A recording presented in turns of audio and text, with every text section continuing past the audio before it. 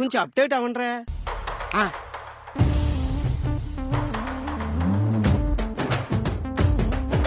Cycle ఎక్కి వచ్చినాడు రో, నీ తొక్కదియ తొక్కలేక నడిచినాడు రో, నీ తొక్కదియ తొక్కలేక నడిచినాడు రో. స్టైలిష్ గా వెలిసినాడు రో, నీ తొక్కదియ బల్లిలాగా పక్కగుండు రో, నీ తొక్కదియ బల్లిలాగా పక్కగుండు రో. రావ రావ రావ రావ రావ రావ రావ రామదండులాగా అందరొక్కటవుదామా.